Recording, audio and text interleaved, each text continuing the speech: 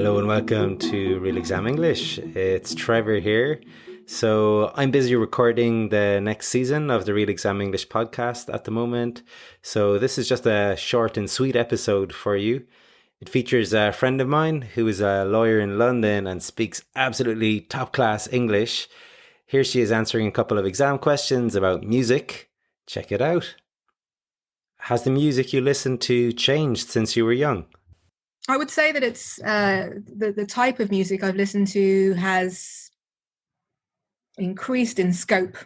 So what I mean by that is I listen to more music than I would have originally when I was younger. But I've always enjoyed a varied mix of, or quite an eclectic mix of music. So for me, I don't know, the question I don't think it really applies. I mean, I like lots of different types of music. And as far as I'm concerned, one can appreciate music without necessarily liking it. Do you think older and younger generations prefer different types of music? No, I don't think it. I mean, to a degree, yes, they do. But I also think that, regardless of age, good music is good music. So a young person can listen to music from what they would consider potentially to be a bygone generation. And similarly, you can have older people who will listen to the music of today, young people's music. So I don't think it's a binary kind of answer to that question. I really do think it depends on, the people who are listening to it, the type of music they generally like, and how open they are, and also how eclectic their taste in music is. We're aware of music that's called classic, and it's called classic for a reason. That being that it's timeless. So, yeah, I think young people can listen to the older generation's music and vice versa. Okay, so the first thing to pick up on here is some nice vocabulary. She says she enjoys a varied or eclectic mix of music. So eclectic means it comes from a diverse range of sources. You could say, for example, the Real Exam English podcast offers an eclectic mix of accents. We then heard about music from a bygone generation, which means from a generation from an earlier time. Another example would be the museum has many artifacts from a bygone age. After that, she said it's not a binary kind of answer, or another way to say that would be that it's not black and white. And then lastly, we heard about some music being timeless, meaning it isn't affected by the passing of time. It sounded good in the past, it does today, and it will in the future.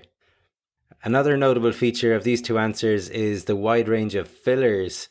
I mean, so yeah, I don't know, As you can see, fillers are these short, often meaningless words which are used to give the speaker a little time or to allow them to move on to the next point.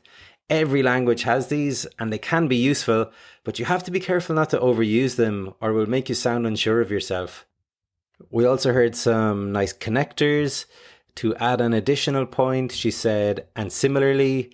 This is a good one to use when you're comparing two pictures, for example, and you want to point out similarities between them. Then there was regardless of age, good music is good music. Regardless has the same meaning as despite and is usually combined with of, regardless of.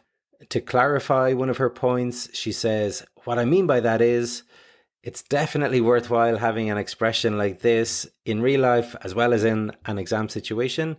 I know myself from speaking Spanish that sometimes we say something that sounds good in our head, but when you say it, the other person has a confused or bewildered look on their face. So it's handy to have an expression in that case to allow you to rephrase what you meant to say. What I mean by that is... Okay, and the very last thing to highlight is a super way to give your opinion, and that is, as far as I'm concerned, we've spoken before about having a variety of ways to give your opinion. And as far as I'm concerned, this is one of the best ones. Okay, folks, that's all for today.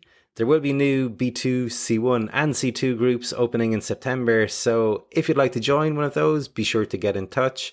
As usual, you can find all the details on the Real Exam English website, realexamenglish.com. All the best, Trevor.